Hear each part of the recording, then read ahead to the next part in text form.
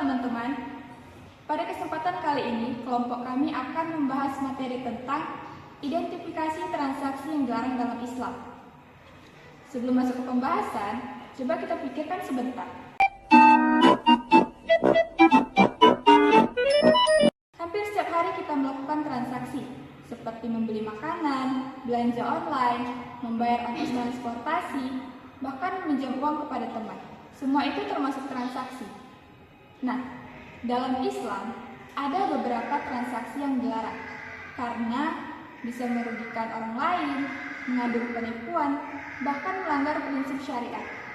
Karena itu, kita harus memahami transaksi apa saja yang boleh dilakukan dan tidak boleh dilakukan. Untuk penjelasan selanjutnya, saya persilakan pada Raipan. Baik, terima kasih Aulia. Teman-teman, transaksi adalah kegiatan tukar-menukar barang, jasa, dan uang antara dua belah pihak atau lebih. Transaksi juga tidak hanya memikirkan keuntungan, tetapi juga memikirkan bagaimana cara kita menjual dengan jujur dan tidak merugikan orang lain. Maka dari itu, ada istilah transaksi yang dilarang, yaitu transaksi yang mengandung unsur haram, merugikan orang lain, dan tidak sesuai dengan syariat Islam. Adapun beberapa prinsip yang harus ada dalam transaksi syariah. Yang pertama harus jujur, yang kedua sama-sama suka atau rela, yang ketiga tidak merasa dirugikan, yang keempat informasi harus jelas, yang kelima barang yang diperjualbelikan harus halal. Maka dari itu, jika salah satu prinsip transaksi tersebut tidak terpenuhi, maka transaksi tersebut akan menjadi transaksi yang dilarang. Selanjutnya, Wardah akan menjelaskan tentang jenis-jenis transaksi syariah. Terima kasih Revan. Secara umum, transaksi yang dilarang dibagi menjadi 3 kelompok. Yang pertama, transaksi yang haram karena barangnya. Yang kedua, transaksi yang haram karena cara melakukannya. Yang ketiga, transaksi yang tidak sah akad atau kesepakatannya tidak jelas. Contoh transaksi yang haram karena barangnya adalah menjual minuman keras, narkoba, atau babi. Walaupun penjual dan pembeli sama-sama setuju, transaksi ini tetap haram karena barangnya tidak diperbolehkan dalam Islam. Sedangkan transaksi yang haram karena cara melakukannya, yaitu apabila barangnya halal tetapi proses jual belinya tidak benar. Nah, untuk jenis-jenis transaksi yang haram karena prosesnya akan dijelaskan oleh Putriana. Baik, terima kasih. Jenis transaksi yang pertama kali adalah tadris, yaitu penipuan. Contohnya ada penjual online yang memasang foto sepatu yang bagus dan terlihat asli. Setelah dibeli, ternyata barang yang datang kualitasnya jelek atau bahkan berbeda dengan foto. Ini termasuk penipuan karena pembeli tidak mendapatkan informasi yang sebenarnya.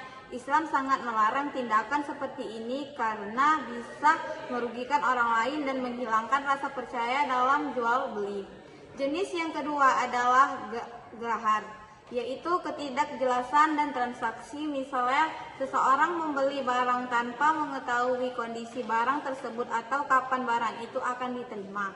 Kalau informasinya tidak jelas, bisa terjadi perselisihan antara penjual dan pembeli. Oleh karena itu, Islam mengajarkan agar semua informasi dalam transaksi harus lebih jelas. Selanjutnya ada ihtikar atau penimbunan. Apakah teman-teman pernah mendengarkan berita tentang seorang yang sengaja menimbun minyak goreng dan beras karena langka? Biasanya mereka membeli dengan jumlah yang lebih besar lalu menyimpannya. Setelah harga naik, mereka menjual barang tersebut dengan harga yang lebih mahal. Mereka memang mendapatkan keuntungan yang lebih besar, tetapi mereka juga merugikan masyarakat karena barang pokok susah didapatkan. Mereka merugikan banyak orang. Hal tersebut tidak diperbolehkan dalam Islam. Selanjutnya ada juga baik najasi, yaitu manipulasi harga.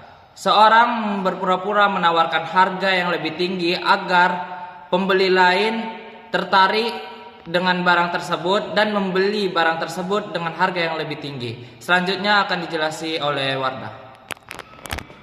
Selanjutnya ada riba. Riba biasanya terjadi dalam pinjaman yang memberikan tambahan pembayaran yang sudah ditentukan sebelumnya. Misalnya, seseorang meminjam uang 1 juta, tetapi harus mengembalikan 1.200.000. Tambahan 200.000 itu termasuk riba. Islam melarang riba karena dianggap tidak adil dan bisa memberatkan orang yang sedang membutuhkan bantuan. Kemudian ada maisir atau perjudian. Sekarang, perjudian tidak hanya dilakukan secara langsung, tetapi juga banyak melalui aplikasi dan website judi online. Banyak orang yang tergiur karena ingin cepat kaya. Padahal kenyataannya lebih banyak yang rugi daripada yang untung. Judi juga bisa membuat kecanduan dan masalah ekonomi dalam keluarga. Yang terakhir ada rishwa atau suap. Contohnya, memberikan uang kepada seseorang agar urusan kita dipermudah atau supaya mendapatkan keuntungan tertentu yang sebenarnya bukan hak kita. Suap dapat merusak keadilan dan membuat orang yang jujur menjadi dirugikan. Transaksi yang dilarang memiliki banyak dampak buruk. Dari sisi ekonomi, orang lain bisa mengalami kerugian finansial. Dari sisi sosial, kepercayaan antar masyarakat bisa berkurang karena banyaknya penipuan. Dari sisi moral, orang bisa terbiasa berbuat curang untuk memperoleh keuntungan.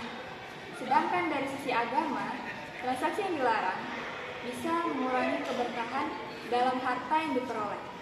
Karena itu, kita lebih berhati-hati dalam melakukan semua transaksi.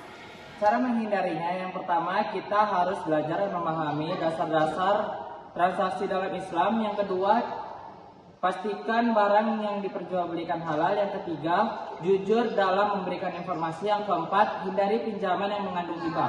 Yang kelima, jangan ikut perjudian dalam bentuk apapun. Yang keenam, jangan melakukan penimbunan barang atau manipulasi harga.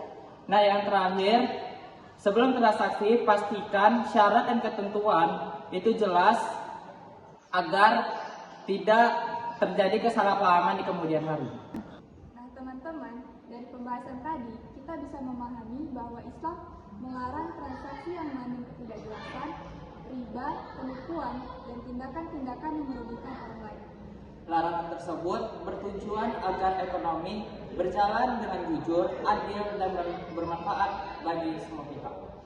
Sebagai mahasiswa dan generasi muda, kita harus lebih berhati-hati dalam melakukan transaksi. Semoga materi yang kami sampaikan bermanfaat dalam kehidupan sehari-hari. Terima kasih atas perhatiannya. Wassalamualaikum warahmatullahi wabarakatuh.